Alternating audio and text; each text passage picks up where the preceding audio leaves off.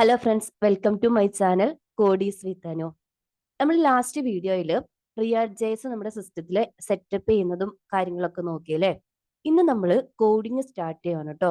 അപ്പോൾ ഫസ്റ്റ് നമ്മൾ പറയാൻ പോകുന്നത് എന്താണ് കോമ്പോണൻസ് എന്നാണ്.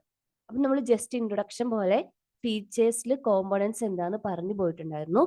അതായത് യൂസർ ഇന്റർഫേസിലെ ഏറ്റവും ബേസിക് ആയിട്ടുള്ള ബിൽഡിംഗ് ബ്ലോക്ക് ആണ് കോമ്പോണൻസ് എന്ന് പറയുന്നത്. അതായത് ഇപ്പൊ നമ്മളൊരു യൂസർ ഇന്റർഫേസ് ഡിസൈൻ ചെയ്യാന്ന് വിചാരിച്ചോ.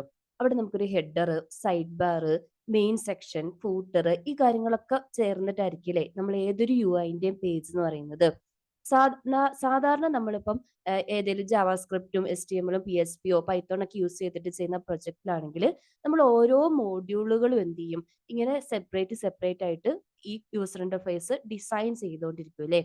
അതിന് പകരം അതും ഒരു കംപ്ലീറ്റ് സീരീസ് ആയിട്ടാണ് നമ്മൾ ചെയ്യുക. ഒരൊറ്റ സ്ട്രെച്ചിൽ ആ പേജിന്റെ മൊത്തം ഡിസൈനും TPL ഫയലിലോ HTML ഫയലിലോ ഒക്കെ ചെയ്തു പോകും. അതിന് പകരം ഈ യൂസർ ഇന്റർഫേസിനെ സ്പ്ലിറ്റ് ചെയ്യും. സ്പ്ലിറ്റ് ചെയ്ത് ഓരോ സെപ്പറേറ്റ് കോമ്പോണൻസ് ആയിട്ട് നമ്മൾ ജനറേറ്റ് ചെയ്യും. എന്നിട്ട് ഓരോ മോഡ്യൂൾസിലും ഏതൊക്കെ കോമ്പോണൻസ് ആണോ ആവശ്യമുള്ളത് അത് നമ്മൾ റീയൂസ് ചെയ്യുക ചെയ്യുന്നത്. അതുകൊണ്ടാണ് നമ്മൾ പറയുന്നത് കോമ്പോണൻസ് ഒരു റീയൂസബിൾ കമ്പോണന്റ് ആണ്. അതുപോലെ തന്നെ ഒരു സെൽഫ് കണ്ടെയ്ൻഡ് കോഡും ആണെന്ന്. ഇപ്പൊ യൂസർ ഇന്റർഫേസിൽ എൻക്യാപ്സുലേറ്റ് ചെയ്തിരിക്കുന്ന ഒരു സെൽഫ് കണ്ടെയ്ൻഡ് പീസ് ഓഫ് കോഡാണ് കോമ്പോണൻസ് ബേസിക്കലി. റിയാക്ട് ജെഎസിൽ രണ്ട് ടൈപ്പ് കോമ്പോണൻസ് ആണുള്ളത്. ഫങ്ഷണൽ കോമ്പോണൻസും ക്ലാസ് ബേസ്ഡ് കോമ്പോണൻസും. ഇതില് ഇപ്പം കൂടുതൽ ഹുക്സ് ഒക്കെ എന്ന് നമ്മൾ ലേറ്റർ പറയും. ഇൻട്രൊഡ്യൂസ് ചെയ്തതോടെ ഫങ്ഷണൽ കോമ്പോണൻസ് ആണ് കൂടുതൽ പ്രിഫർ ചെയ്യുന്നത് ക്ലാസ് കോമ്പോണൻസിനെക്കാളും. നമ്മൾ ഇന്ന് നോക്കാൻ പോകുന്നത് ഫങ്ഷണൽ കോമ്പോണൻസ് ആണ്. നെക്സ്റ്റ് വീഡിയോയിൽ നമുക്ക് ക്ലാസ് കോമ്പോണൻസ് എക്സ്പ്ലെയിൻ ചെയ്യാം. അപ്പോൾ ഫങ്ഷണൽ കോമ്പോണൻസ് എന്താണെന്ന് വെച്ചാൽ ജാവാസ്ക്രിപ്റ്റ് യൂസ് ചെയ്തിട്ട് ചെയ്യുന്ന ഏറ്റവും സിംപ്ലസ്റ്റ് ഫോം ഓഫ് കോമ്പോണൻസ് ആണ്. ഇതിനകത്ത് രണ്ട് കാര്യങ്ങൾ ഉണ്ടാവില്ല. ബേസിക് ഇപ്പൊ ഹുക്സ് ഇല്ലാതെയുള്ള ബേസിക് ആയിട്ടുള്ള ഫങ്ഷണൽ കോമ്പോണൻസിനാണെങ്കിൽ ഓൺ ഇന്റേണൽ സ്റ്റേറ്റോ അല്ലെങ്കിൽ ലൈഫ് സൈക്കിൾ മെത്തേഡ്സോ ഇതിനുണ്ടാവില്ല. അത് ഞാൻ ക്ലാസ് കോമ്പോണൻസ് എടുക്കുന്ന സമയത്ത് ഈ ഇന്റേണൽ സ്റ്റേറ്റ് എന്താന്ന് പറയാം. അപ്പൊ ഇത് സ്റ്റേറ്റ്ലെസ് ആയിരിക്കും എന്നാ പറയാ. ഫങ്ഷണൽ കോമ്പോണൻസ് സ്റ്റേറ്റ്ലെസ് ആണ്, ഓൺ ഇന്റേണൽ സ്റ്റേറ്റ് ഉണ്ടാവില്ല. പിന്നെ ഹുക്സ് യൂസ് ചെയ്തിട്ട് നമ്മളത് ചെയ്തെടുക്കും കേട്ടോ. അതും ഹുക്സ് എത്തുമ്പോൾ പറഞ്ഞുതരാം. പിന്നെ ഫങ്ഷണൽ കോമ്പോണൻസ് എന്ന് പറയുന്നത് നമ്മൾ എപ്പോഴാണ് യൂസ് ചെയ്യുന്നത് വെച്ചാൽ നമ്മൾ സിമ്പിൾ ആയിട്ട് ഒരു യൂസർ ഇന്റർഫേസ് എലമെന്റ്സ് ഒക്കെ ക്രിയേറ്റ് ചെയ്യുവാണെങ്കിൽ അവിടെ നമുക്ക് ഈ ലൈഫ് സൈക്കിൾ ഇവന്റ്സിന്റെയും അതുപോലെ തന്നെ സ്റ്റേറ്റ് മാനേജ്മെന്റിന്റെ ഒന്നും ആവശ്യമില്ലല്ലോ. ആ സമയത്താണ് നമ്മൾ ഫങ്ഷണൽ കോമ്പോണൻസ് യൂസ് ചെയ്യുന്നത്. ഈ റിയാക്ട് ജെഎസിന്റെ ആപ്ലിക്കേഷൻ എടുക്കുകയാണെന്നുണ്ടെങ്കിൽ ഇവിടെ ആപ്പ് ഡോട്ട് ജെഎസ് കഴിഞ്ഞ വീഡിയോയിൽ നമ്മൾ എഡിറ്റ് ചെയ്തിട്ടുണ്ടായിരുന്നല്ലേ. അതായത് ഇവിടെ ഒരു പാരഗ്രാഫ് ഉണ്ടായിരുന്നത് നമ്മൾ മാറ്റി ഹലോ വേൾഡ് എന്ന് പറഞ്ഞിട്ട് നമ്മൾ കൊടുത്തിട്ടുണ്ടായിരുന്നല്ലേ. അപ്പോൾ എന്നിട്ട് നമ്മൾ ലോക്കൽ ഹോസ്റ്റ് 3000 ലോക്കൽ ഹോസ്റ്റിൽ ഇത് റൺ ചെയ്തിട്ടുണ്ടായിരുന്നു. ഈ ആപ്പ് ഡോട്ട് ജെഎസ് ഫയലിൽ ഡീഫാൾട്ട് ആയിട്ടൊരു ഫങ്ഷണൽ കോമ്പോണൻസ് ക്രിയേറ്റ് ചെയ്തിട്ടുണ്ട്.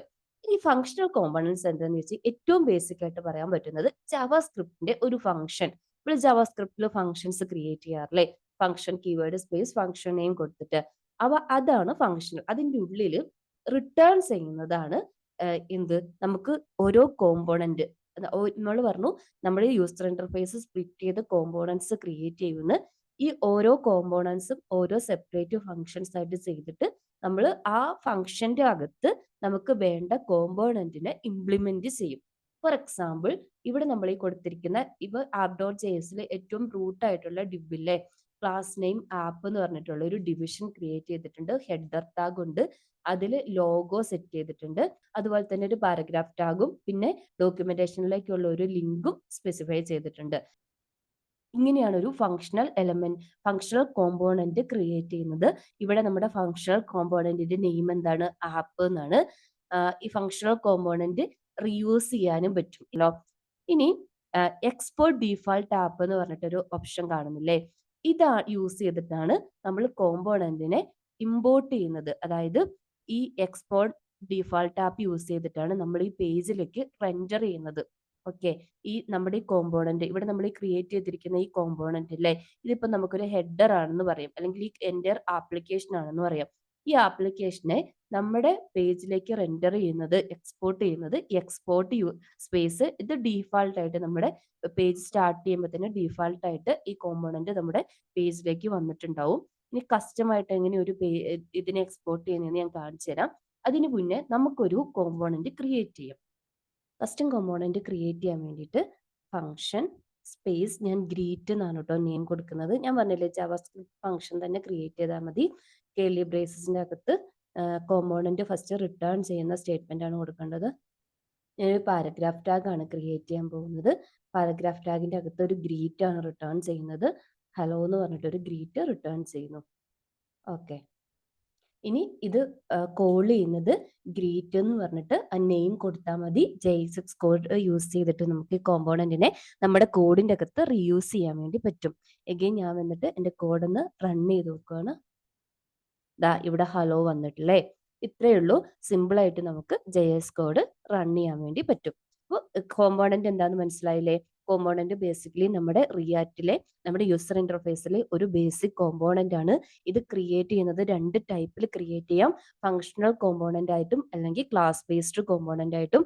അതിൽ നമ്മൾ ഇന്ന് നോക്കിയത് ഫങ്ഷണൽ കോമ്പോണന്റ് എങ്ങനെ ക്രിയേറ്റ് ചെയ്യുന്നതെന്നാണ്. ജാവാസ്ക്രിപ്റ്റിന്റെ ഫംഗ്ഷൻ യൂസ് ചെയ്തിട്ട് ക്രിയേറ്റ് ചെയ്യാം.